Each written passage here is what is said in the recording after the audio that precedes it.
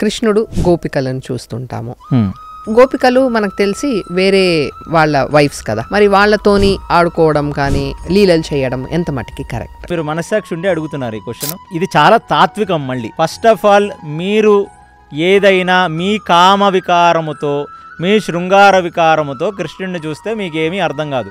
మీరే కాదు, కృష్ణుడితో పాటు ఉన్న రాజులందరూ కూడా ఈ మాటలు మాట్లాడిన వాళ్లే. శిశుపాలుడు చచ్చిపోయే ముందు రాజసూయ యాగం తర్వాత అగ్రపూజ జరుగుతుంటే ఆ మయసభలో అడిగిన వాడు ఏంటంటే ఎంతమందితో తిరిగిన వాడివి నువ్వు చెప్పడం ఏమిటి, మేమంటామేంటి, నువ్వు ఒక ఉమనైజర్ అన్నాడు, నువ్వు స్త్రీలోలుడు అన్నాడు. అసలు స్త్రీలోలత్వాన్ని కృష్ణుడికి ఆపాదించిన వాళ్ళందరూ కూడా అర్థం చేసుకోవాల్సింది అతని వయసు ఎంత.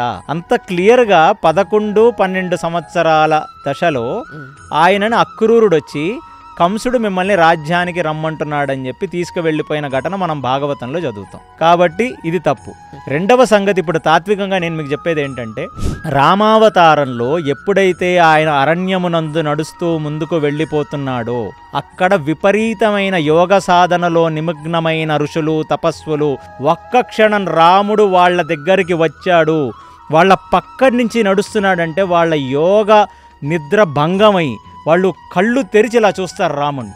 వాళ్ళ శరీరం అంటే వాళ్ళకే అనురక్తి లేదు. అలాంటిది చీమలు తినేసి వాటి మీద పుట్టలు వచ్చేసి ఆ పుట్టలు పగలగొట్టుకొని కొందరు లెగిసి నిలబడ్డారు.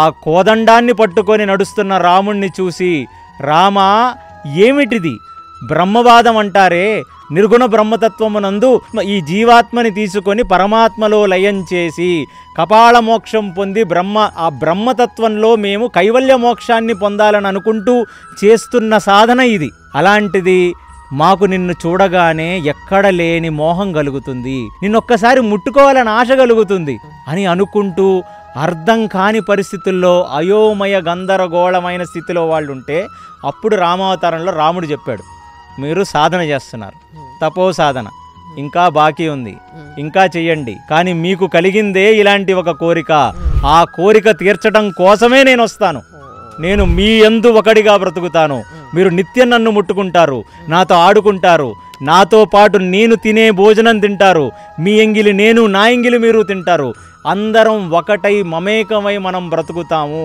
అని వాళ్ళకిచ్చిన మాటలకు ఆయన ఇవాళ గోకులంలో పెరుగుతున్నాడు. ఆయన వాళ్ళు మనసునందు వచ్చిన కోరికను నెరవేర్చడానికి జరుగుతున్న స్క్రీన్ ప్లేనే ఈ సమస్తమైన వ్రజమండలం, ఈ గోకులం, బృందావనం అన్నీ. అందులో కొందరు ఆడవాళ్ళగా పుట్టారు. అంటే ఒక 9 ఏళ్ల పిల్లవాడిని ఒక 50 ఏళ్ల ఆడావిడ హద్దుకుంటే వచ్చిన నష్టం ఏమిటి మీకు?